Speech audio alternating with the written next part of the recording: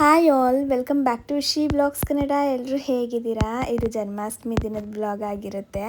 ಇನ್ನು ಬೆಳಗ್ಗೆ ನಾವು ಸ್ವಲ್ಪ ತಡವಾಗಿ ಎದ್ದಿದ್ದು, ಯಾಕಂದರೆ ರಾತ್ರಿ ಒಂಚೂರು ಲೇಟಾಗಿ ಬಿಡ್ತಲ್ಲ, ಅಂದರೆ 2:30 ಹತ್ತತ್ರ ಆಗಿತ್ತಲ್ಲ. ಹಾಗಾಗಿ ಸ್ವಲ್ಪ ನಿಧಾನಕ್ಕೆ ಎದ್ದು ಇವಾಗ ಸ್ನಾನ ಎಲ್ಲ ಮುಗಿಸ್ಕೊಂಡು ಮತ್ತೆ ಏನಾದ್ರೂ ಡೆಕೋರೇಷನ್ ಮಾಡೋದು ಬಾಕಿ ಇದೆಯಾ ಇಲ್ವಾ ಅಂತೇಳಿ ನೋಡ್ತಾ ನಿಂತಿದ್ದೆ. ಹಾಗೆ ಒಂಥರ ಕೃಷ್ಣ ಮುದ್ದ ಕಾಣಿಸ್ತಿದ್ರಲ್ವ, ಅಲಂಕಾರ ಎಲ್ಲ ಪೂರ್ತಿಯಾಗಿ ಆಗಿತ್ತಲ್ವ, ಅದನ್ನೆಲ್ಲ ನೋಡ್ಲಿಕ್ಕೆ ಏನೋ ಒಂಥರ ನನಗೆ ಖುಷಿ. ಹಾಗಾಗಿ ಸ್ವಲ್ಪ ಹೊತ್ತು ಹಂಗೆ ನಿಂತ್ಕೊಂಡು ನೋಡ್ತಾ ಇದ್ದೆ.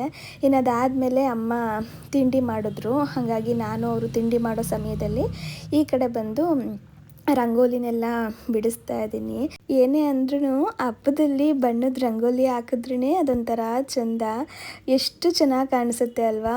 ನೋಡಲಿಕ್ಕೆ ಏನೋ ಒಂಥರ ಎರಡು ಕಣ್ಣು ಸಾಲದು ಅಂತ ಅನ್ನಿಸ್ತಿರುತ್ತೆ. ಇನ್ನು ನನಗಿವತ್ತು ಇಷ್ಟೊತ್ತು ಕುತ್ಕೊಂಡು ರಂಗೋಲಿ ಹಾಕೋದು ಸ್ವಲ್ಪ ಕಷ್ಟ ಅಂತ ಅನ್ನಿಸ್ತಾ ಇತ್ತು. ಯಾಕಂದರೆ ಸ್ವಲ್ಪ ಸಮಯ ತಗೊಳುತ್ತೆ ನೋಡಿ. ಈ ಟೈಮಲ್ಲಿ ಜಾಸ್ತಿ ಹೊತ್ತು ಕುತ್ಕೊಳ್ಳಿಕ್ಕಾಗಲ್ಲ. ಅದಲ್ಲದೆ ರಾತ್ರಿ ಬೇರೆ ನಾನು ಸುಮಾರು ಸಮಯ ಕೂತಿದ್ದೆ. ಆದರೂ ಕೂಡ ಮನಸ್ಸು ತಡಿಲೇ ಇಲ್ಲ ನನಗೆ. ಇಲ್ಲ, ಸ್ವಲ್ಪ ಕಷ್ಟ ಆದರೂ ತೊಂದರೆ ಇಲ್ಲ, ಬಣ್ಣ ಹಾಕ್ಬಿಡೋಣ ಅಂತೇಳಿ ಈ ಥರ ಸಿಂಪಲಾಗಿ ರಂಗೋಲಿನ ಹಾಕಿ ಬಣ್ಣನ ತುಂಬಿದ್ದೀನಿ. ಪೂರ್ತಿಯಾಗಿ ಅದು ನೀಟಾಗಿ ಬಂದಿಲ್ಲ, ಆದರೂ ಕೂಡ ಓಕೆ ಅಂತ ಅನ್ನಿಸ್ತು ನನಗೆ. ಇನ್ನು ಅಮ್ಮ ತಿಂಡಿನೆಲ್ಲ ಮಾಡಿ ಮುಗಿಸ್ಬಿಟ್ಟು ಇವಾಗ ಅವರು ರವೆ ಉಂಡೆನ ರೆಡಿ ಮಾಡ್ತಾ ಇದ್ದಾರೆ. ನಾನು ರಾತ್ರಿನೇ ಗೋಂದು ಮತ್ತು ಮಖಾನ ಎಲ್ಲ ಹಾಕಿ ಲಡ್ಡು ಮಾಡಿದ್ನಲ್ವ, ಹಾಗಾಗಿ ಬೇಡ ಅಂತಲೇ ಹೇಳಿದೆ. ಅವರು ಕೃಷ್ಣನಿಗೆ ರವೆ ಉಂಡೆ ಅಂದರೆ ತುಂಬ ಇಷ್ಟ. ಪ್ರತಿ ವರ್ಷ ಕೂಡ ಮಾಡ್ಕೊಂಡು ಬಂದಿದ್ಯಾ, ಈ ವರ್ಷ ಯಾಕೆ ಮಿಸ್ ಮಾಡ್ತೀಯಾ, ನಾನು ಮಾಡಿಕೊಡ್ತೀನಿ, ಬರೀ ಒಂದು 5 ಉಂಡೆ ಮಾಡ್ತೀನಿ, ಸುಮ್ಮನೆ ಇರು ಅಂತ ಹೇಳ್ಬಿಟ್ಟು ಮಾಡಿದ್ರು. ನಾನು ಪುಟ್ಟದಾಗಿ ಉಂಡೆ ಕಟ್ಟೋದು ಆಯಿತಾ, ನಮ್ಮಮ್ಮ ಹಂಗೆ ಕಟ್ಟಲ್ಲ, ಅವರು ಸ್ವಲ್ಪ ದೊಡ್ಡ ದೊಡ್ಡ ಸೈಜಲ್ಲಿ ಕಟ್ತಾರೆ. 6 ಉಂಡೆ ಮಾಡಿದ್ದಾರೆ ನೋಡಿ. ನಾನು 5 ಅಂತ ಅಂದ್ಕೊಂಡೆ. ಅವ್ರಿಗೆ ಹೆಂಗೆ ಅಂದರೆ ಒಬ್ರಿಗೆ ಒಂದು ಉಂಡೆ ಕೊಟ್ಟರೆ ಹೊಟ್ಟೆ ತುಂಬಬೇಕು, ಅವ್ರಿಗೆ ತೃಪ್ತಿ ಆಗಬೇಕು, 2-3 ಉಂಡೆ ಕೊಡೋ ಥರ ಇರಬಾರ್ದು. ಹಾಗಾಗಿ ಅವರು ಈ ಥರ ದೊಡ್ಡ ದೊಡ್ಡದಾಗಿ ಕಟ್ತಾರೆ. ಇನ್ನು ರವೆ ಉಂಡೆನೆಲ್ಲ ರೆಡಿ ಮಾಡಿ ತೆಗೆದಿಟ್ರು. ಇನ್ನು ನಾನು ಈ ಕಡೆ ಪ್ರತಿ ವರ್ಷವೂ ಕೂಡ ಕೃಷ್ಣಂದು ಪಾದದ ಗುರುತನ್ನ ಬಿಡಿಸ್ತೀನಲ್ವ, ಅದಕ್ಕೆ ರೆಡಿ ಮಾಡ್ಕೊತಾ ಇದ್ದೀನಿ. ರಾತ್ರಿಯೇ ಅಕ್ಕಿನ ನೆನೆಸಿಟ್ಟಿದ್ದೆ. ಅಕ್ಕಿಗೆ ಇವಾಗ ಒಂದು 6-7 ಪಚ್ಚಕರ್ಪೂರ ಅಥವಾ ಮಾಮೂಲಿಯಾಗಿ ದೇವ್ರಿಗೆ ಹಚ್ತೀವಲ್ಲ ಆ ಕರ್ಪೂರ, ಎರಡರಲ್ಲಿ ಒಂದನ್ನು ಹಾಕಿಬಿಟ್ಟು ಗ್ರೈಂಡ್ ಮಾಡ್ಕೊತಿದ್ದೀನಿ. ಇವಾಗ ದೋಸೆ ಹಿಟ್ಟನ್ನ ಯಾವ ಥರ ನೈಸಾಗಿ ಗ್ರೈಂಡ್ ಮಾಡ್ತೀವಿ ನೋಡಿ, ಅದೇ ಥರ ಗ್ರೈಂಡ್ ಮಾಡಿಕೊಂಡು ಒಂದು ಪ್ಲೇಟ್ಗೆ ಹಾಕಿ ಇಟ್ಕೊತಾ ಇದ್ದೀನಿ. ಸ್ವಲ್ಪನೇ ನೀರು ಹಾಕ್ಕೊಳ್ಬೇಕು, ಜಾಸ್ತಿ ನೀರು ಹಾಕ್ಕೊಂಡ್ರೆ ಪಾದದ ಗುರುತು ಅಷ್ಟು ಚೆನ್ನಾಗಿ ಬರಲ್ಲ. ಅಕಸ್ಮಾತ್ ಜಾಸ್ತಿ ನೀರು ಆಗಿಬಿಟ್ಟಿದೆ ಅಂದರೂ ಕೂಡ ಏನು ತೊಂದರೆ ಇಲ್ಲ. ಈ ಥರ ಹಿಟ್ಟನ್ನ ಮಾಡಿ ತಟ್ಟೆಲಿ ಹಾಕ್ಬಿಟ್ಟು ಇಟ್ಬಿಟ್ರೆ ಒಂದು 15 ನಿಮಿಷಕ್ಕೆಲ್ಲ ನೀರು ಸ್ವಲ್ಪ ಮೇಲೆ ತೇಲ್ತಿರುತ್ತೆ. ಆವಾಗ ಅದನ್ನು ಶೋಧಿಸ್ಬಿಟ್ಟು ಅದಾದಮೇಲೆ ಬಳಸ್ಕೊಳ್ಬೋದು. ಇನ್ನು ನಾನು ಅದನ್ನು ರೆಡಿ ಮಾಡಿ ಇಟ್ಬಿಟ್ಟು ಇವಾಗ ನೈವೇದ್ಯಕ್ಕೆ ಏನೇನೆಲ್ಲ ಅಡುಗೆ ಮಾಡಬೇಕು ಅಂತ ಅಂದ್ಕೊಂಡಿದ್ವಿ ನೋಡಿ, ಅದನ್ನೆಲ್ಲ ರೆಡಿ ಮಾಡ್ಕೊತಾ ಇದ್ದೀವಿ. ಅಮ್ಮ ಫುಲ್ಲು ತರಕಾರಿ ಹೆಚ್ಕೊಡೋದು, ಹಾಗೆ ಪಾತ್ರೆನೆಲ್ಲ ತೊಳ್ಕೊಡೋದು, ಇದನ್ನೆಲ್ಲ ಅವರು ಮಾಡಿಕೊಟ್ರು. ಇನ್ನು ಅಡುಗೆನೆಲ್ಲ ನಾನೇ ರೆಡಿ ಮಾಡಿದೆ. ನನಗೇನು ಕಷ್ಟ ಅಂತ ಅನ್ನಿಸ್ತಾ ಇರಲಿಲ್ಲ, ನನಗದು ರೂಢಿ ಆಗೋಗ್ಬಿಟ್ಟಿದೆ ಅಡುಗೆ ಮಾಡಿ. ಈ ಥರ ಯಾರಾದರೂ ಸ್ವಲ್ಪ ಹೆಲ್ಪ್ ಮಾಡಿಕೊಟ್ರೆ ಇನ್ನು ನನಗೆ ಜಾಸ್ತಿ ಎನರ್ಜಿ ಬಂದುಬಿಡುತ್ತೆ. ಅಂದರೆ ಈಗ 4-5 ಥರ ಅಡುಗೆ ಮಾಡೋಣ ಅಂದ್ಕೊಂಡಿರ್ತೀನಿ ನೋಡಿ, ಆವಾಗ ಯಾರಾದರೂ ಒಬ್ಬರು ಹೆಲ್ಪ್ ಮಾಡ್ತಾರೆ ಅಂತ ಅಂದರೆ ಇನ್ನೂ ಒಂದು ಸ್ವಲ್ಪ ಎಕ್ಸ್ಟ್ರಾನೇ ಮಾಡ್ತೀನಿ, ಅದ್ರ ಜೊತೆಗೆ ಇನ್ನೂ ಒಂಚೂರು ಏನಾದರೂ ಮಾಡೋಣ ಅಂತ. ಇವತ್ತು ಹಂಗೆ ಆಗಿದ್ದು. ನಾವು ಮೊದಲು ಏನು ಅಂದ್ಕೊಂಡಿದ್ವಿ ನೋಡಿ, ಅದಕ್ಕಿಂತ ಸ್ವಲ್ಪ ಬೇರೆ ಬೇರೆ ಥರ ಅಡುಗೆನೂ ಕೂಡ ರೆಡಿ ಮಾಡಿಬಿಟ್ವಿ. ಇನ್ನು ಅಡುಗೆ ಎಲ್ಲ ಮುಗಿದ್ಮೇಲೆ ನಾನು ಈ ಕಡೆ ಗ್ಯಾಸ್ನೆಲ್ಲ ಕ್ಲೀನ್ ಮಾಡ್ಕೊತಾ ಇದ್ದೆ. ಅಮ್ಮ ಎಲ್ಲ ಪಾತ್ರೆನೂ ಕೂಡ ತೊಳ್ಕೊಟ್ಬಿಟ್ರು. ಪಾತ್ರೆ ತೊಳೆಯೋ ಕೆಲಸ ಒಂದಾಯಿತು ಅಂದರೆ ಅಡುಗೆ ಮನೇಲಿ ಎಷ್ಟೋ ಕೆಲಸ ಮುಗೀತು ಅನ್ನೋ ಥರ. ಅದೊಂದು ಸಿಂಕಲ್ಲಿ ತುಂಬ್ಕೊಂಡು ಬಿಟ್ಟಿದ್ರೆ ಹಿಂಸೆ ಆಗ್ತಾ ಇರುತ್ತೆ, ಅಯ್ಯೋ ಇಷ್ಟೊಂದು ಪಾತ್ರೆ ಇದೆಯಲ್ಲ, ಇಷ್ಟೊಂದು ಇದೆಯಲ್ಲ ಅಂತ. ಹಾಗಾಗಿ ಅಮ್ಮ ಎಲ್ಲನೂ ಕೂಡ ತೊಳೆದಿಟ್ಬಿಟ್ರು. ಪದೇ ಪದೇ ಆಗ್ತಾ ಇರುತ್ತೆ, ಆದಷ್ಟು ಅವಾಗವಾಗೆ ತೊಳೆದಿಟ್ಕೊಂಬಿಡೋಣ ಅಂತೇಳಿ. ಇನ್ನು ನೈವೇದ್ಯಕ್ಕೆ ಎಲ್ಲರಿಗೂ ಕೂಡ ಅಡುಗೆ ರೆಡಿ ಮಾಡಿದ್ನಲ್ವ, ಅದೆಲ್ಲನೂ ಕೂಡ ತಂದು ಡೈನಿಂಗ್ ಟೇಬಲ್ ಹತ್ರ ಇಡ್ತಾ ಇದ್ದೀನಿ. ನಮಗೆ ಅನ್ನ ಸಾಂಬಾರು ಕೂಡ ನಾವು ಮಧ್ಯಾಹ್ನಕ್ಕೆ ಮಾಡ್ಕೊಂಡಿದ್ವಿ, ಅದನ್ನು ಕಿಚನಲ್ಲೇ ಇಟ್ಟಿದ್ದೆ. ಇದು ಏನಾದರೂ ಅಕಸ್ಮಾತ್ ಸಾಂಬಾರು ಸೌಟ್ ಏನಾದರೂ ಅದ್ರ ಮೇಲೆ ಇಟ್ಬಿಡ್ತೀವಿ, ಎಂಜಿಲ್ ಇಟ್ಬಿಡ್ತೀವಿ ಅಂದ್ಬಿಟ್ಟು ಸಪ್ರೇಟಾಗಿ ಡೈನಿಂಗ್ ಟೇಬಲ್ ಮೇಲೆ ಎಲ್ಲನೂ ಕೂಡ ತೆಗೆದಿಟ್ಬಿಟ್ಟೆ. ಇನ್ನು ಇದೆಲ್ಲ ಮುಗಿಸ್ಕೊಂಡು ಕಿಚನ್ನೆಲ್ಲ ಕ್ಲೀನ್ ಮಾಡಿದ್ದಾದಮೇಲೆ ಇವಾಗ ದೇವ್ರ ದೇವ್ರ ಮನೆಯಲ್ಲಿ ಅಲಂಕಾರನ ಮುಗಿಸ್ಕೊಳ್ಬೇಕು. ಸಾಮಾನ್ಯವಾಗಿ ಮೊದಲು ಸ್ನಾನ ಆಗಿದ ತಕ್ಷಣ ಅಲಂಕಾರನೆಲ್ಲ ಮುಗಿಸ್ಕೊಂಡ್ಬಿಟ್ಟು ಅದಾದಮೇಲೆ ನೈವೇದ್ಯ ಮಾಡಲಿಕ್ಕೆ ಶುರು ಮಾಡ್ಕೊಳ್ತಾ ಇದ್ದೆ. ಆದರೆ ಇವತ್ತು ಒಂದು ಸ್ವಲ್ಪ ಎಲ್ಲ ಉಲ್ಟಾ ಆಗಿಬಿಡ್ತು. ಹೆಂಗಿದ್ರು ಸಂಜೆ ಪೂಜೆ ಮಾಡೋದು ಅಂತೇಳಿ ಅಂದ್ಕೊಂಡಿದ್ದೆ. ಹಾಗಾಗಿ ಹೂವು ಎಲ್ಲ ಸ್ವಲ್ಪ ಬಾಡ್ದಂಗೆ ಆಗಿಬಿಡುತ್ತೆ ನೋಡಿ, ಮೊದಲೇನೇ ಹೂವು ಎಲ್ಲ ಹಾಕಿ ಅಲಂಕಾರ ಮಾಡಿಬಿಟ್ರೆ. ಅದಲ್ಲದೆ ಅಮ್ಮ ಏನು ಹೇಳ್ತಾರಂದರೆ, ಅಲಂಕಾರ ಮಾಡಿದ ತಕ್ಷಣ ಅಂದರೆ ದೀಪಕ್ಕೆ ಎಣ್ಣೆ ಹಾಕಿದ ತಕ್ಷಣ ದೀಪ ಹಚ್ಬಿಡಬೇಕು, ಹಾಗೆ ಬಿಡಬಾರ್ದು ಅಂತ ಹೇಳ್ತಾ ಇರ್ತಾರೆ. ಅದಕ್ಕೆ ನಾನು ಸಂಜೆನೇ ಹೂವು ಎಲ್ಲನೂ ಇಟ್ಟು ಅಲಂಕಾರ ಮಾಡೋಣ ಅಂತ ಹೇಳ್ಬಿಟ್ಟು ಸುಮ್ಮನಾಗಿದ್ದೆ. ಅಡುಗೆ ಕೆಲಸ ಎಲ್ಲ ಮುಗಿಸ್ಕೊಂಡು ಕ್ಲೀನಿಂಗ್ ಕೆಲಸ ಮುಗಿಸಿ ಅದಾದಮೇಲೆ ಇವಾಗ ಹೂವದ ಅಲಂಕಾರನ ಶುರು ಮಾಡ್ಕೊಂಡಿದ್ದೀವಿ. ನಾನು ದೇವ್ರ ಮನೆಗೆಲ್ಲನೂ ಹೂವನ್ನೆಲ್ಲ ಮುಡಿಸಿ ರೆಡಿ ಮಾಡ್ತಾಯಿದ್ದೆ. ಅಷ್ಟರಲ್ಲಿ ಅಮ್ಮ ಈ ಕಡೆ ನೈವೇದ್ಯಕ್ಕೆ ಎಲ್ಲನೂ ಕೂಡ ರೆಡಿ ಮಾಡಿದ್ವಲ್ಲ ಅದನ್ನೆಲ್ಲ ಜೋಡಿಸ್ತಾ ಇದ್ದಾರೆ. ಇನ್ನು ಅಪ್ಪುದು ಇನ್ನು ಡೆಕೋರೇಷನ್ ಕೆಲಸ ಮುಗ್ದೇ ಇರಲಿಲ್ಲ. ಅವ್ರಿಗೇನೋ ಒಂಥರ ಖುಷಿ. ಅವ್ರೇನಾದರೂ ಒಂದು ಕೆಲಸ ಇಟ್ಕೊಂಡ್ರೆ, ನಾನು ಲಾಸ್ಟ್ ಬ್ಲಾಗಲ್ಲೇ ಹೇಳ್ದಾಗೆ ಅದು ಪೂರ್ತಿಯಾಗಿ ಕಂಪ್ಲೀಟ್ ಆಗಬೇಕು. ಅವ್ರಿಗೆ ನೋಡಲಿಕ್ಕೆ ಅಟ್ರಾಕ್ಟಿವ್ ಆಗಿ ಚೆನ್ನಾಗಿ ಕಾಣಬೇಕು. ಅವ್ರೇನು ಅಂದ್ಕೊಂಡಿರ್ತಾರೆ ನೋಡಿ, ಆ ಕೆಲಸ ಪೂರ್ತಿ ಮಾಡಬೇಕು ಅವರು. ಹಾಗೆ ಇನ್ನು ಲೈಟಿಂಗ್ಸ್ನೆಲ್ಲ ತೊಗೊಂಡು ಬಂದು ಇವಾಗ ನೀಟಾಗಿ ಹಾಕ್ತಾ ಇದ್ದಾರೆ. ಚಿಕ್ಕ ಚಿಕ್ಕ ಲೈಟ್ಗಳು ಮತ್ತು ರಿಂಗ್ ಲೈಟು ಅದನ್ನೆಲ್ಲ ಹಾಕಿ ಏನೋ ಒಂಥರ ಮಾಡಿದರು. ಎಷ್ಟು ಮುದ್ದಾಗಿ ಕಾಣಿಸ್ತಾ ಇದ್ರು ಕೃಷ್ಣ ಅಂದರೆ. ಆ ಲೈಟ್ಗೂ ಆ ಡೆಕೋರೇಷನ್ ಮಾಡಿರೋದಕ್ಕೂ ತುಂಬ ಚೆನ್ನಾಗಿ ಕಾಣಿಸ್ತಾ ಇದ್ರು. ನಾನು ಆಮೇಲೆ ಅದನ್ನು ಆ್ಯಡ್ ಮಾಡ್ತೀನಿ ಲಾಸ್ಟಲ್ಲಿ, ನೀವು ನೋಡಿ ಇದೆಲ್ಲ ಕಂಪ್ಲೀಟ್ ಆದಮೇಲೆ. ಈ ನಮ್ಮ ಹಣ್ಣುಗಳನ್ನೆಲ್ಲ ತೊಳೆದು ಪ್ಲೇಟ್ನೆಲ್ಲ ತೊಳೆದು ಎಲ್ಲನೂ ಕೂಡ ಪ್ಲೇಟ್ಗೆ ಹಾಕಿ ಜೋಡಿಸಿಟ್ಬಿಟ್ಟಿದ್ದಾರೆ. ನಿನಗೆ ಹೆಂಗೆ ಬೇಕು ಹಂಗೆ ನೀನು ಇಟ್ಕೊ, ನಾನಿಲ್ಲಿ ಸಿಂಪಲ್ಲಾಗಿ ಇಟ್ಟಿರ್ತೀನಿ ಅಂತ. ಇನ್ನು ನೋಡಿ ಅಪ್ಪು ಲೈಟಿಂಗ್ಸ್ನೆಲ್ಲ ಹಾಕಿದ್ಮೇಲೆ ಎಷ್ಟು ಚೆನ್ನಾಗಿ ಕಾಣಿಸ್ತಾ ಇದ್ದಾರೆ ನಮ್ಮ ಮನೇಲಿರೋ ಕೃಷ್ಣ ಅಂತ ಹೇಳ್ಬಿಟ್ಟು. ಆ ಪುಟ್ಟು ಲೈಟ್ನೂ ಅಷ್ಟೇ ನೀಟಾಗಿ ಅವರು ಗ್ಯಾಪ್ ಕೊಟ್ಟು ಅಲ್ಲೊಂದು ಇಲ್ಲೊಂದು ಹಾಕಿದ್ರ ಏನೋ ಒಂಥರ ಅಟ್ರಾಕ್ಟಿವ್ ಆಗಿ ಕಾಣಿಸ್ತಾ ಇದ್ರು. ಅದಲ್ಲದೆ ಕೆಳಗಡೆ ರಿಂಗ್ ಲೈಟ್ ಇತ್ತಲ್ಲ, ಅದರಲ್ಲಿ ಕಲರ್ ಬರೋ ಥರ ಆಪ್ಷನ್ ಎಲ್ಲ ಇದೆ. ಅದೆಲ್ಲ ಕೆಟ್ಟೋಗ್ಬಿಟ್ಟಿತ್ತು. ಆದರೂ ಕೂಡ ಏನೋ ಒಂದು ಮಾಡಿ ಅದನ್ನು ಸರಿ ಮಾಡಿ ಕೊನೆಗೆ ಈ ಥರ ಬರೋ ಥರ ಮಾಡಿದರು. ನನಗಂತೂ ತುಂಬಾ ಖುಷಿ ಆಗಿಬಿಡ್ತು ಅದನ್ನೆಲ್ಲ ನೋಡಿ. ಇದೇನಿದು ಇಷ್ಟು ಚೆನ್ನಾಗಿ ಕಾಣಿಸ್ತಾ ಇದೆಯಲ್ಲ ಲೈಟಿಂಗ್ಸ್ ಎಲ್ಲ ಅಂತ ಹೇಳ್ಬಿಟ್ಟು. ಇನ್ನು ದೇವ್ರ ಮನೆ ಅಲಂಕಾರನೆಲ್ಲ ಮುಗಿಸ್ಕೊಂಡು ಇವಾಗ ಇಲ್ಲಿ ಸ್ವಲ್ಪ ಹೂವು ಎಲ್ಲ ಇಟ್ಟು ಹಣ್ಣು ಮತ್ತು ನೈವೇದ್ಯದೆಲ್ಲ ಇತ್ತಲ್ಲ ಅದನ್ನೆಲ್ಲ ನೀಟಾಗಿ ಜೋಡಿಸ್ತಾ ಇದ್ದೀನಿ. ಈ ನಮ್ಮ ಹಣ್ಣುಗಳನ್ನೆಲ್ಲ 5 ತಟ್ಟೆಗೆ ಇಡೋಣ ಅಂತ ಹೇಳ್ಬಿಟ್ಟು 5 ತಟ್ಟೆಲಿ ಇಟ್ಟಿದ್ರು. ಆದರೆ ಅಲ್ಲಿ ಜಾಗನೇ ಆಗಲಿಲ್ಲ. ಆ ಪ್ಲೇಟೆಲ್ಲ ಸ್ವಲ್ಪ ದೊಡ್ಡದಾಗಿತ್ತಲ್ವ, ಹಾಗಾಗಿ ಮೇಲೆಲ್ಲ ಇಡ್ಲಿಕ್ಕೆ ಆಗಲಿಲ್ಲ. ಇನ್ನು ಕೆಳಗಡೆ ಇಟ್ಬಿಟ್ರೆ ಏನಾಗುತ್ತೆ ಅಂದರೆ, ನಾನು ಅಡುಗೆ ಮಾಡಿದ್ದೀನಲ್ಲ ಅದನ್ನು ನೈವೇದ್ಯ ಮಾಡ್ತೀನಿ. ಆ ಬಾಳೆ ಎಲೆನ ಕೆಳಗಡೆ ನೀಟಾಗಿ ಹಾಕಿ ಇಡ್ಲಿಕ್ಕಾಗಲ್ಲ. ನಾವು ಓಡಾಡ್ತಾ ಇರ್ತೀವಿ, ಅವಾಗೆಲ್ಲ ಕಾಲಕ್ಕೆ ತಾಗ್ತಾ ಇರುತ್ತೆ. ಹಾಗಾಗಿ ಬೇಡ ಅಂದ್ಕೊಂಡು ಎಲ್ಲ ಹಣ್ಣುಗಳನ್ನೂ ಕೂಡ ಒಂದೇ ತಟ್ಟೆಗೆ ಇಟ್ಟು ಮೇಲ್ಗಡೆ ಇಡ್ತಾ ಇದ್ದೀವಿ. ಹಾಗೆ ಇನ್ನೊಂದು ತಟ್ಟೆಗೂ ಕೂಡ ಆಗೋ ಥರ ಹಣ್ಣಿತ್ತು, ಅದನ್ನು ಕೂಡ ಇನ್ನೊಂದು ತಟ್ಟೆಗೆ ಹಾಕಿ ಇಟ್ಬಿಟ್ವಿ. ಅಮ್ಮ ಏನಾಗಲ್ಲ, ಹೆಂಗಿಟ್ರು ಕೂಡ ನಡೆಯುತ್ತೆ ಅಂತ ಹೇಳಿದ್ರು.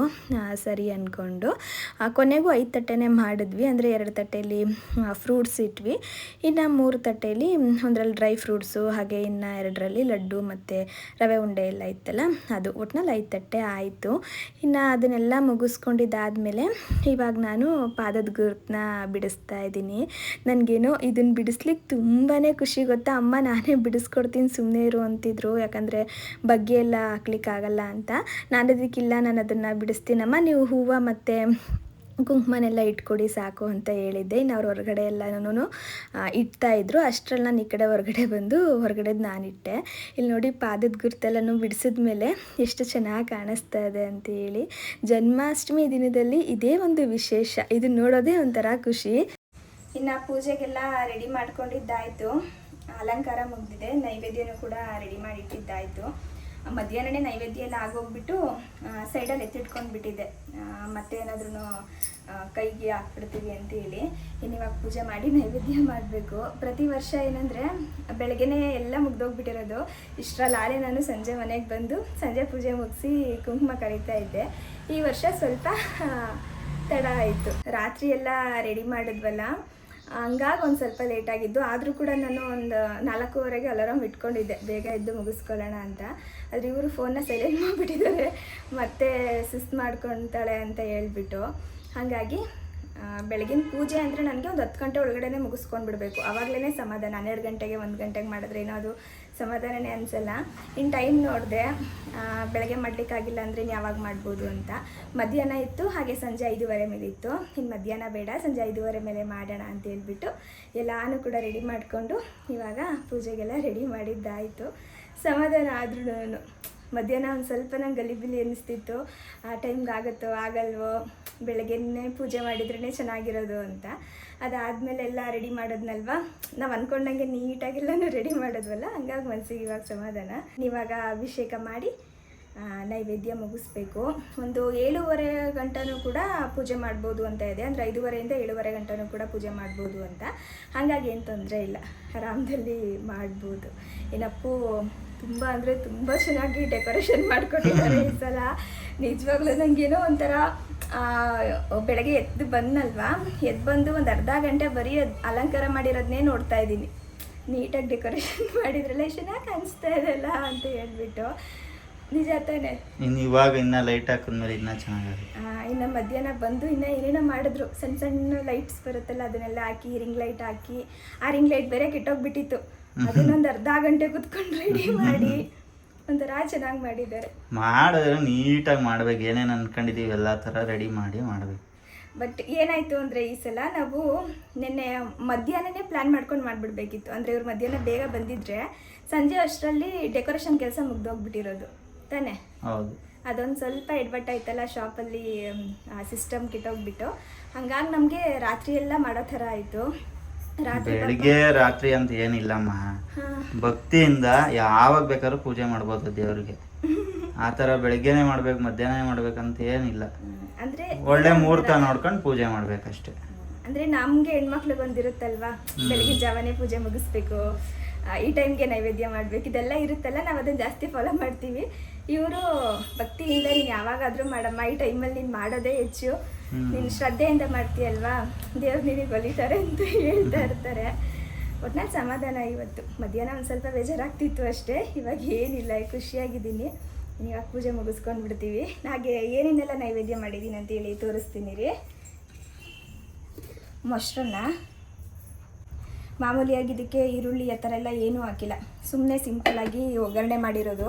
ಪ್ರತಿ ವರ್ಷವೂ ಅಷ್ಟೇ ಈರುಳ್ಳಿ ಬೆಳ್ಳುಳ್ಳಿ ಎಲ್ಲ ಉಪಯೋಗಿಸಲ್ಲ ನಾನು, ಜನ್ಮಾಷ್ಟಮಿ ದಿನ ಮಾತ್ರ. ಇನ್ನು ಇದು ಬಂದು ಕಾಬೂಲ್ ಕಡಲೆ ಹಾಕ್ಬಿಟ್ಟು ಪಲ್ಯ ಮಾಡಿದ್ದೀನಿ. ಇದ್ರ ಜೊತೆಗೆ ಮಾಮೂಲಿ ಕಡಲೆಕಾಳು ಹಾಕಿನೂ ಮಾಡಿದ್ದೀನಿ. ಅದಕ್ಕೆ ಸ್ವಲ್ಪ ಈರುಳ್ಳಿ ಎಲ್ಲ ಹಾಕಿ ಮಾಡಿದ್ದೀನಿ, ನಾವೆಲ್ಲ ತಿನ್ಕೊಳ್ಳಿಕ್ಕೆ ಅಂತ. ಇದು ದೇವ್ರ ನೈವೇದ್ಯಕ್ಕೆ ಅಂತ ಹಿಂಗೆ ಮಾಡಿದೆ. ಕೃಷ್ಣನಿಗೆ ಕಡಲೆ ಉಸ್ಲಿ ಇದೆಲ್ಲ ತುಂಬ ಇಷ್ಟ ಆಗುತ್ತಂತೆ, ಅದಕ್ಕೆ. ಇನ್ನು ಇದು ಪಂಚಕಜ್ಜಾಯ. ನಾನು ಈ ರೆಸಿಪಿನ ಹೋದ ವರ್ಷವೂ ಕೂಡ ಶೇರ್ ಮಾಡಿದ್ದೆ, ಹಾಗಾಗಿ ವರ್ಷ ಏನು ಶೂಟ್ ಮಾಡ್ಕೊಳ್ಳಿಲ್ಲ.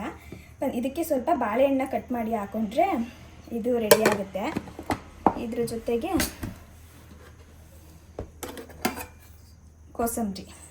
ಕೋಸಂಬರಿನೂ ಅಷ್ಟೇ ಪ್ರತಿ ವರ್ಷವೂ ಮಾಡ್ತೀನಿ. ಉಪ್ಪೊಂದು ಹಾಕಿಲ್ಲ ಅದಕ್ಕೆ.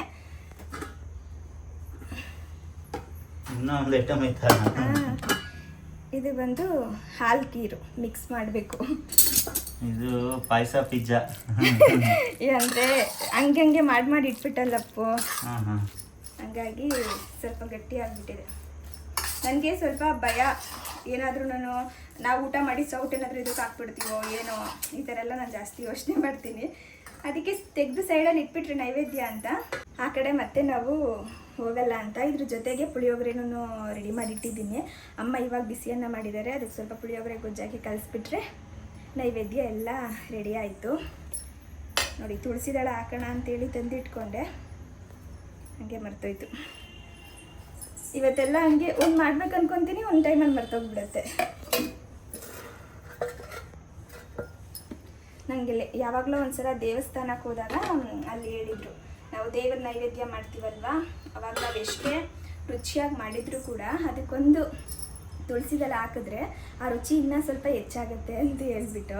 ಇನ್ನು 5:30 6:30 ಒಳಗಡೆ ಪೂಜೆ ಮಾಡ್ಬೋದು ಅಂತ ಇತ್ತು. ಹಾಗಾಗಿ ಅದೇ ಸಮಯಕ್ಕೆ ಸರಿಯಾಗಿ ಇವಾಗ ಪೂಜೆನ ಶುರು ಮಾಡ್ಕೊಂಡಿದ್ದೀನಿ. ಲಾಸ್ಟ್ ಇಯರು ನಮ್ಮನೆ ಕೃಷ್ಣ ಜನ್ಮಾಷ್ಟಮಿ ವ್ಲಾಗ್ ನೀವು ನೋಡಿದ್ರೆ ನಿಮಗೆ ಗೊತ್ತಿರುತ್ತೆ. ಮೊದಲು ನಾನು ಪಂಚಾಮೃತ ಅಭಿಷೇಕನ ಮಾಡಿ ಅದಾದಮೇಲೆ ಪೂಜೆನ ಶುರು ಮಾಡ್ಕೊಳ್ಳೋದು. ಇವತ್ತು ಅಷ್ಟೇ, ಮೊದಲು ಇವಾಗ ಅಭಿಷೇಕನ ಮಾಡ್ತಾಯಿದ್ದೀನಿ. ಸಾಮಾನ್ಯವಾಗಿ ಗೊತ್ತಿರುತ್ತೆ ಅನ್ಕೋತೀನಿ ಪಂಚಾಮೃತ ಅಭಿಷೇಕ ಅಂದರೆ ಹಾಲು, ಮೊಸರು, ಬೆಣ್ಣೆ, ಸಕ್ಕರೆ, ಹಾಗೆ ಹಣ್ಣು, ಹಣ್ಣುಗಳು, ಜೇನುತುಪ್ಪ ಎಲ್ಲನೂ ಕೂಡ ಒಂದಾದ್ಮೇಲೆ ಒಂದು ಅಭಿಷೇಕನ ಮಾಡಿ ಅದಾದಮೇಲೆ ಪೂಜೆ ಮುಗಿಸಿ ದೇವ್ರನ್ನ ಕೂರಿಸೋವಂಥದ್ದು. ನಾನು ಕುಂಕುಮಾರ್ಚನೆ ಕೂಡ ಮಾಡ್ತಾಯಿದ್ದೆ, ಆದರೆ ಈ ಸಲ ಅಮ್ಮ ಬೇಡ ಅಂತ ಅಂದರು, ಅದಕ್ಕೆ ಮಾಡಲಿಕ್ಕೆ ಹೋಗಲಿಲ್ಲ.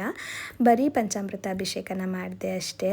ಏನು ಗೊತ್ತಾ, ನಾವು ಈ ಪಂಚಾಮೃತ ಅಭಿಷೇಕ ಮಾಡ್ತೀವಲ್ಲ, ಇದನ್ನು ಪ್ರಸಾದದ ರೂಪದಲ್ಲಿ ತಿನ್ನಲಿಕ್ಕೆ ಎಷ್ಟು ರುಚಿ ಇರುತ್ತೆ ಅಂದರೆ ಇನ್ನೂ ಸ್ವಲ್ಪ ತಿನ್ನಬೇಕಂತ ಅನ್ನಿಸ್ತಿರುತ್ತೆ, ಅಷ್ಟು ರುಚಿಯಾಗಿರುತ್ತೆ. ಈಗ ಸಾಮಾನ್ಯವಾಗಿ ನಮ್ಮ ಮನೇಲಿನಾದ್ರೂ ಪಂಚಾಮೃತ ಮಾಡಿಕೊಂಡಾಗ ಅಂದರೆ ಮಾಮೂಲಿಯಾಗಿ ತಿನ್ನಬೇಕು ಅನ್ನಿಸ್ದಾಗ ಮಾಡ್ತೀವಲ್ವ, ಅದು ಅಷ್ಟು ರುಚಿಯಾಗೇ ಇರಲ್ಲ, ಮಾಮೂಲಿಯಾಗಿರುತ್ತೆ. ನಾವು ಎಷ್ಟೇ ಪದಾರ್ಥನ ಅದಕ್ಕೆ ಮಿಕ್ಸ್ ಮಾಡಿ ತಿಂದರೂ ಕೂಡ ಅಷ್ಟು ರುಚಿ ಇರಲ್ಲ.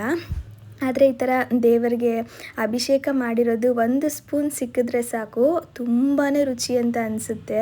ನಾನಂತೂ ಪ್ರತಿ ವರ್ಷ ಇದನ್ನು ಮಾತ್ರ ಮಿಸ್ ಮಾಡ್ಕೊಳ್ಳಿಕ್ಕೆ ಹೋಗಲ್ಲ. ಒಂದು ಬೌಲ್ ಆಗೋವಷ್ಟು ಅಭಿಷೇಕದ್ದೆಲ್ಲ ಆಗಿರುತ್ತಲ್ವ, ಅದನ್ನು ಹಂಗೆ ತೆಗೆದಿಟ್ಟಿರ್ತೀನಿ, ಬಂದವ್ರಿಗೆಲ್ಲ ಕೊಟ್ಟು ಅಕಸ್ಮಾತ್ ಏನಾದರೂ ಮಿಕ್ಕಿದ್ರೆ ಅದನ್ನು ನಾವು ತಿಂದು ಖಾಲಿ ಮಾಡಿಬಿಡ್ತೀವಿ. ಒಂಚೂರು ಕೂಡ ಅದನ್ನು ವೇಸ್ಟ್ ಮಾಡಲಿಕ್ಕೆ ನನಗೆ ಇಷ್ಟನೇ ಆಗಲ್ಲ, ಅಷ್ಟು ರುಚಿ ಇರುತ್ತೆ. ಹಾಗೆ ಅಷ್ಟು ಒಂಥರ ಅದನ್ನು ಹೇಳ್ಕೊಳ್ಳಿಕ್ಕೆ ಆಗಲ್ಲ. ದೇವಸ್ಥಾನದಲ್ಲೆಲ್ಲ ಕೊಡ್ತಾರಲ್ಲ ಅದೇ ಥರ ಟೇಸ್ಟ್ ಇರುತ್ತೆ ಅಂತಲೇ ಹೇಳ್ಬೋದು.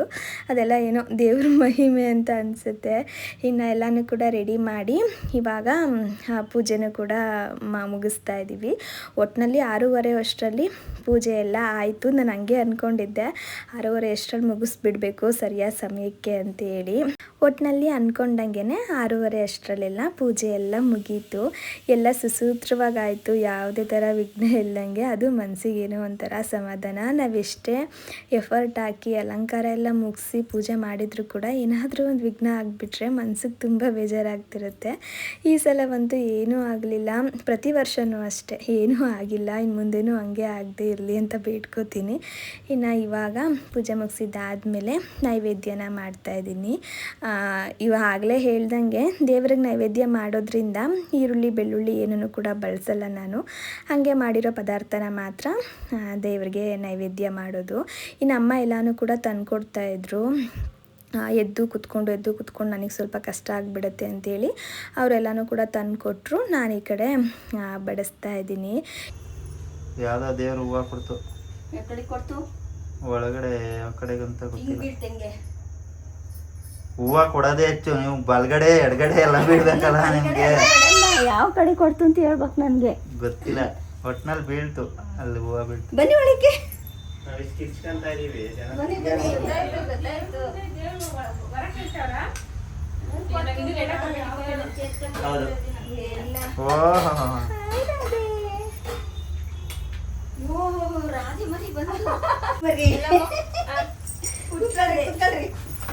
ಅಮ್ಮ ಅಲ್ಲೋಡಲ್ಲಿ, ಇಲ್ಲಿ ನೋಡಿಲಿ, ತೋರಿಸಿ ನಿಮ್ಮ ಮುಖ ತೋರಿಸಿ. ಓಹೋ ಮೇಕಪ್ ಬೇರೆ. ಓ ತುಟಿ ಹಿಂಗ್ ಮಾಡು, ಹಿಂಗ್ ಮಾಡು ಸರಿಯಾಗಿ. ಇನ್ನು ನೈವೇದ್ಯ ಮಾಡೋ ಸಮಯಕ್ಕೆ ಅರ್ಪಿತಾ ಅವ್ರು ಕೂಡ ಬಂದರು. ಸುಕೃತಿನ ರಾಧೆ ಥರ ರೆಡಿ ಮಾಡಿದರು. ಲಿಪ್ಸ್ಟಿಕ್ ಎಲ್ಲ ಹಾಕಿ ಮೇಕಪ್ ಎಲ್ಲ ಮಾಡಿದ್ರಲ್ವ, ಅದಕ್ಕೆ ಅವಳು ಮಾತಾಡ್ತಾ ಇರಲಿಲ್ಲ ಸ್ವಲ್ಪ ಹೊತ್ತು. ಅಂದರೆ ಲಿಪ್ಸ್ಟಿಕ್ ಹಾಳಾಗ್ಬಿಡುತ್ತೆ ಅಂತೇಳಿ ಮಾತಾಡಲ್ಲ, ತುಟಿನ ಇಟ್ಕೊಂಡು ಹಂಗೆ ಮಾತಾಡ್ತಿರ್ತಾಳೆ. ಆಮೇಲೆ ಸ್ವಲ್ಪ ಹೊತ್ತು ಅದ್ರ ಕಡೆ ಗಮನ ಹೋದ್ಮೇಲೆ ಚೆನ್ನಾಗಿ ಮಾತಾಡ್ಲಿಕ್ಕೆ ಶುರು ಮಾಡ್ಕೊತಾಳೆ. ಇನ್ನು ಅಪ್ಪು ಹತ್ರದಿಂದ ಇದೊಂದು ವಿಡಿಯೋನ ಮಾಡಿದ್ದಾರೆ, ಚೆನ್ನಾಗಿ ಕಾಣಿಸುತ್ತೆ, ಒಂದೇ ಒಂದು ವಿಡಿಯೋ ಮಾಡ್ತೀನಿ ಅಂತೇಳಿ. ಪಾಪ ಅವರು ನಿನ್ನೆ ರಾತ್ರಿಯಿಂದನೂ ಅಷ್ಟೇ ಬರೀ ಡೆಕೋರೇಷನ್ ಮಾಡೋದು, ನನಗೆ ವಿಡಿಯೋ ಮಾಡಿಕೊಡೋದು, ಇದೇ ಥರ ಕೆಲಸ ಮಾಡ್ತಿದ್ದಾರೆ. 1 ನಿಮಿಷ ಕೂಡ ಫ್ರೀ ಆಗಿರಲಿಲ್ಲ ಅವ್ರು ಅವತ್ತು. ಇಷ್ಟು ನೀಟಾಗಿ ಚೆನ್ನಾಗಿ ಇವತ್ತು ಪೂಜೆ ಆಯಿತು ಅಂದರೆ ಅದಕ್ಕೆಲ್ಲ ಅವರೇ ಕಾರಣ. ನಿಜ ಹೇಳಬೇಕು ಅಂದರೆ ಅವ್ರು ಅಷ್ಟು ಎಫರ್ಟ್ ಹಾಕಿ ನೀಟಾಗಿ ರೆಡಿನೆಲ್ಲ ಮಾಡಿಕೊಟ್ರು. ನಾವು ಈ ಸಲ ಬರೀ ನೈವೇದ್ಯ ಮಾಡಿರೋದು ಮತ್ತು ಹೂವದ ಅಲಂಕಾರ ಮಾಡಿರೋದು ಅಷ್ಟೇ. ಇನ್ನು ವಿಡಿಯೋ ಮಾಡೋದು ಮತ್ತು ಡೆಕೋರೇಷನ್ ಮಾಡೋದು ಇದೆಲ್ಲ ಕೆಲಸನೂ ಪಾಪ ಅಪ್ಪುದೇ ಆಗೋಗ್ಬಿಟ್ಟಿತ್ತು. ಇನ್ನು ಕಂಪ್ಲೀಟಾಗಿ ರೆಡಿ ಆಗಿತ್ತಲ್ವ, ಅಂದರೆ ಪೂಜೆ ಎಲ್ಲ ಮುಗೀತಲ್ವ, ಹಾಗಾಗಿ ಇವಾಗ ಇನ್ನೊಂದು ಸ್ವಲ್ಪ ವಿಡಿಯೋಸ್ ಮಾಡ್ತಾಯಿದ್ದಾರೆ. ಕ್ಯಾಮ್ರಾ ಎಲ್ಲ ತೊಗೊಂಡು ಬಂದು ಮಾಡಿದ್ರು. ಅವ್ರಿಗೊಂಥರ ಖುಷಿ, ಅದರಲ್ಲೆಲ್ಲ ಚೆನ್ನಾಗಿ ಕಾಣಿಸ್ತಾ ಇರುತ್ತಲ್ವ ಅಲಂಕಾರ ಎಲ್ಲ ಆದಮೇಲೆ. ಅದಲ್ಲದೆ ನಾವು ಒಂದಿನ ಮಾತ್ರ ಇದನ್ನು ಇಟ್ಕೊಳ್ತೀವಿ, ಅದಾದಮೇಲೆ ತೆಗೆದುಬಿಡ್ತೀವಿ. ಅದಕ್ಕೆ ಅವ್ರೇನಂದರೆ ವಿಡಿಯೋಸ್ ಎಲ್ಲ ಮಾಡಿ ಇಟ್ಕೊಳ್ಳೋಣ, ಮುಂದಿನ ವರ್ಷಕ್ಕೆ ಇದಕ್ಕಿಂತ ಇನ್ನೂ ಸ್ವಲ್ಪ ಡಿಫ್ರೆಂಟಾಗಿ ಚೆನ್ನಾಗಿ ಮಾಡ್ಬೋದು, ಹಾಗೆ ನಾವು ಯಾವಾಗಾದರೂ ಕುತ್ಕೊಂಡು ನೋಡಿದಾಗ ನಿನಗೂ ಕೂಡ ಖುಷಿ ಆಗುತ್ತೆ ಅಂತ ಹೇಳ್ಬಿಟ್ಟು ಯಾವ್ಯಾವ ಥರ ಆಗುತ್ತೋ ಆ ಥರ ಎಲ್ಲ ಥರನೂ ಕೂಡ ವಿಡಿಯೋಸ್ನ ಮಾಡ್ತಾಯಿದ್ರು. ಫೋನಲ್ಲಿ ಮಾಡಿದ್ರೆ ಸ್ವಲ್ಪ ಕ್ಲಾರಿಟಿ ಕಡಿಮೆ ಆಗ್ಬೋದೇನೋ ಅಂದ್ಬಿಟ್ಟು ಕ್ಯಾಮ್ರಾ ತಂದು ಮಾಡ್ತಿದ್ರು. ಸುಕುತಿ ಬಾಯ್ಲಿ. ಅಮ್ಮ ಬಾರಮ್ಮ. ದೇವ್ರ ಹತ್ರ ಹೋಗ್ಬೇಡ, ದೇವ್ರ ಹತ್ರ ಹೋಗ್ಬೇಡ. ಕಾಸು ಹಾಕ್ರೋ ಪಾಪ ಅವ್ರ ಅವಾಗಿಂದ ನಿಂತ್ಕೊಂಡವ್ರೆ. ಸ್ವಾಮಿ ಮಾಡ್ಕೊಳಮ್ಮ. ಸ್ವಾಮಿ ಫೋನ್ ಪೇ ಮಾಡ್ತೀವಿ ಅಲ್ಲಿ ಈ ಉಂಡಿ ಸ್ಕ್ಯಾನರ್ ಇಟ್ರಿ ಅಂಗಡಿದು ಫೋನ್ ಪೇ ಮಾಡ್ತೀವಿ ನಾವು. ಅಷ್ಟೇ ಅಷ್ಟೇ. ಸಾಕು ಸಾಕು. ಸ್ಕ್ಯಾನರ್ ಕೊಡಮ್ಮ ಅವಲಿ ಅಣ್ಣ. ಬೇಡ ಬೇಡ ಬೇಡ ಬೇಡ. ಸುಟ್ಟೋಗುತ್ತೆ ಸುಟ್ಟೋಗುತ್ತೆ. ಮಮ್ಮಿಗೆ ಮಾಡ್ತಾಳಂತೆ ಮಾಡ್ಬಿಡಿ ಬಿಡಿ. ಗೊತ್ತಾಯ್ತು ನನಗೆ. ಚೆನ್ನಾಗಿಲ್ವಾ? ದೇವ್ರ ಇವ್ರಿಗೆ ರಾಧೇನ್ ಕೊಟ್ಟಿದ್ಯಾ ಕೃಷ್ಣನ್ ಕೊಟ್ಬಿಡಪ್ಪ. ಕೊಡಿ. ಅಲ್ಲಿ ಅಲ್ಲಿ ಮಮ್ಮಿಗೆ ಹಾಕೋದು.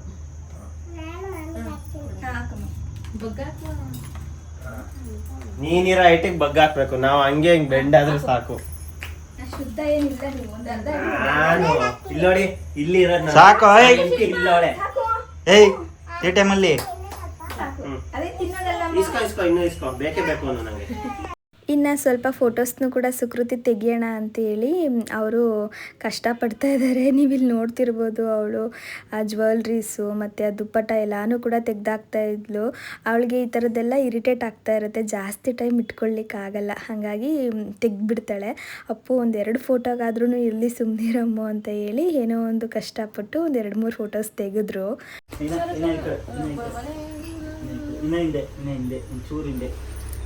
ಇನ್ನೊಂಚೂರು ಹಿಂದೆ ಗೋ ಬ್ಯಾಕ್ ಹಾ ಹಂಗೆ ಹಂಗೆ ಇರೋ. ಇಲ್ಲಿ ಸುಮ್ಮನೆ ನಿಂತ್ಕೊಳ್ಳಲ್ಲ. ಇನ್ನು ನನ್ನ ಜೊತೆ ಒಂದೆರಡು ತೆಗೆಸ್ಕೊಳ್ಳೋಮು ಅಂತೇಳಿ ನಾನು ಸ್ವಲ್ಪ ರಿಕ್ವೆಸ್ಟ್ ಮಾಡಿಕೊಂಡು ಅದಾದಮೇಲೆ ಒಂದು ಸ್ವಲ್ಪ ಫೋಟೋಸ್ನ ತೆಗೆಸ್ಕೊಳ್ತಾ ಇದ್ದೀನಿ.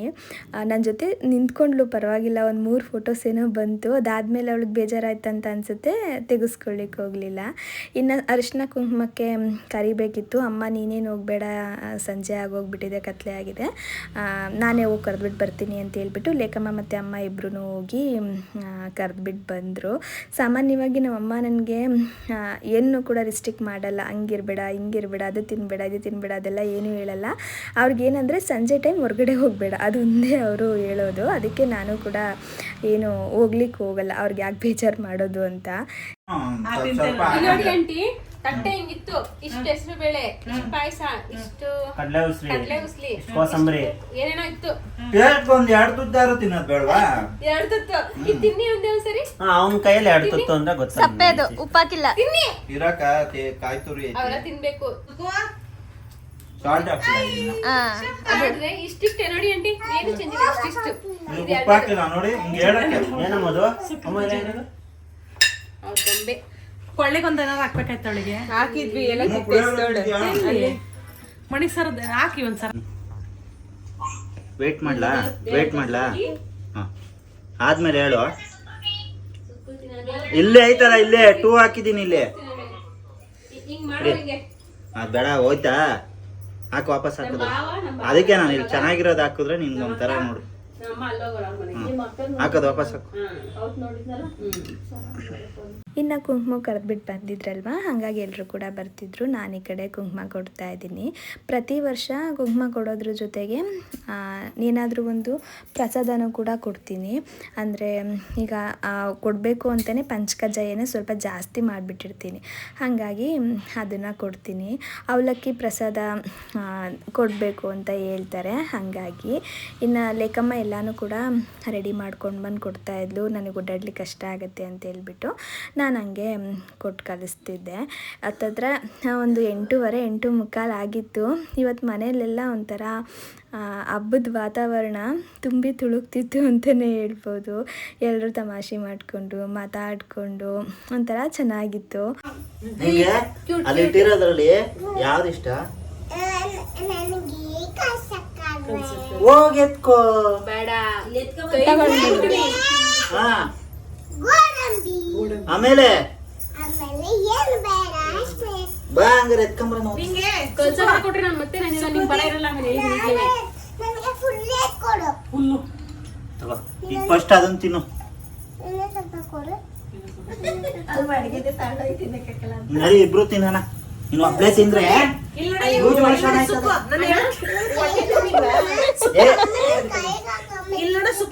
ಒಬ್ಳೆ ತಿನ್ಬಾರ್ದು, ಲೂಸ್ ಮೋಷನ್ ಆಯ್ತದೆ. ಸುಕೃತಿ ನಾನು ಇಲ್ಲಿ ನಾನು ಕೇಳ್ತೀನಿ ಚಿನ್ನಮ್ಮ ಇಲ್ಲಿ ಅವಳು ಒಬ್ಬಳೇ ತಿಂದ್ರೆ ಪಪ್ಪ ಇಷ್ಟನಾ ಮಮ್ಮಿ ಇಷ್ಟನಾ ನಿನ್ಗೆ ಯಾರು ಇಷ್ಟ ನನ್ ಬಾಯಿಗೆ ಒಂದ್ ಹಾಕು ಇಲ್ಲಿ ನನ್ ಬಾಯಿಗೆ ಒಂದ್ ಹಾಕು ಹೇಳ್ತಾಳೆ ಚಿನ್ನಿ ನೋಡಿ ಇಲ್ಲಿ ಇದನ್ನೇ ತಾಕು ಇದನ್ನೇ ತಾಕು ಅದನ್ನ ಕಿತ್ಕೊಳ್ಳಿ ಇದನ್ನೇ ಹಾಕು ಬಾಯಿಗೆ ಕಿತ್ಕೊಂಡ್ಬಿಟ್ರು ನನಗೆ ನಾನ್ ಕಿತ್ಕೊಂಡ್ಬಿಟ್ರು ಒಂದ್ ಹಾಕು ಮಾಮಗ್ ಒಂದ್ ಕೊಡೆ ಮಾಮ ಕೊಡೋಣ ಹಿಂಗ ಮೇಲೆ ತಿನ್ಸು ಮಾಮ ಕಿತ್ಕೊಂಡ್ಬಿಟ್ರು ನಮ್ ಬಾಯಿಗೆ ಹಾಕು ಅದಕ್ಕೆ ಬಾಯಿಗೆ ಹಾಕ್ಬಿಡು ಬಾಯಿಗೆ ಹಾಕಿ ತುರ್ಕ್ಬಿಡು ನನ್ ಬಾಯಿಗೆ ಹಾಕಿ ತುರ್ಕ್ಬಿಡು ನೋಡ್ತೀನಿ ಈಗ ನನ್ ಬಾಯಿಗೆ ಹಾಕಿ ತುರ್ಕ್ಬಿಡು ಓಹೋ ನೋಡ್ತಾ ಇರೋದು ನೋಡು ಕ್ಯೂಟಿ. ಕಚ್ಚೂರ ಮಾಡ್ರೆ ಇಲ್ಲೇ ಇದೀನಿ ಅಗೋ ನೀನ್ ತಿನ್ಬೇಕು ತಿನ್ಸಿ ಬೇಡ ಬೇಡ ಹೋಗ್ಬೇಡ ಇದೆಲ್ಲ ದೊಡ್ಡವ್ರ ಮೇಲೆ ಹೋಗ್ಬಾರ್ದು.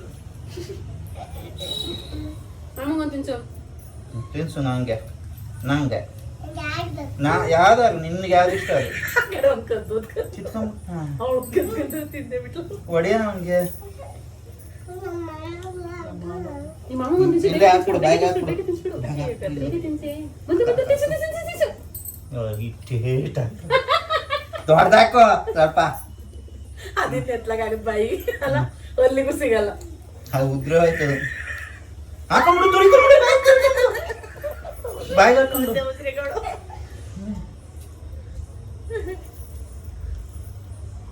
ಅಮ್ಮ ನಿಂಗೆ ಯಾರು ಇಷ್ಟ ಅಲ್ಲಿ ಹೋಗಿ ಎತ್ಕೊಬ್ರಮ್ಮ ಬಂಗಾರಿ ನಾನ್ ತಗೊಂಬತ್ತೀನಿ ನಾನು ಫುಲ್ ಬಾಟ್ಲ್ ಎತ್ಕೊಂಬತ್ತೀನಿ ಮಾಡ್ಲಾ ಮಾಮನ್ ಫೋನು ನಿಂಗೆ ಸಾಕು ಆಮೇಲೆ ನಿಂಗೆ ಯಾರು ಇಷ್ಟ ಮಮ್ಮಿ ಇಷ್ಟನಾ ಡ್ಯಾಡಿ ಇಷ್ಟನಾ ಮಾಮ ಇಷ್ಟನಾ ಯಾರ್ಯಪ್ಪ ನೀನ್ ಯಾರ ಮಗಳು ಅವ್ನ್ ಹೊಡಿತೀನಿ ನಾನು ಹೇಳೋದ್ ಕೇಳು ನೀನ್ ಯಾರ ಮಗಳು ಹೇಳು ಅದಕ್ಕೆ ಗೋಡಂಬಿ ತಂದು ಕೊಡ್ತೀನಿ ನನ್ ಮಗ್ಳ ಹಂಗಾರೆ ಅಲ್ಲಿರೋ ಗೋಡಂಬಿ ಎಲ್ಲ ನಿಂದೆ ಹೋಗಿ ಎತ್ಕೊಂಬ ಪ್ಲೀಸ್ ಬೇಡ ಮೆತ್ತಗ ಬಾಟ್ಲಿ ಎತ್ಕೊಂಬ ಇಬ್ರು ತಿನ್ನೋಣ ನಾನು ತಗೊಳ್ತೀನಿ ಸ್ವಲ್ಪನೇ ಅಷ್ಟೇ ಮಾಮ ತಿನ್ನುತ್ತೆ ಅಂತ ಹೇಳು ಮಾಮ ತಿನ್ನುತ್ತೆ ಕೊಡಿ ಎಲ್ಲ ಖಾಲಿ ನೀವ್ ಯಾಕಷ್ಟು ಫೀಲ್ ಮಾಡ್ಕೊತಾ ಇದೀರಾ? ದೇವ್ರ ಮುಂದೆ ಇರ್ಬೇಕು ಓ ದೇವ್ರೇ,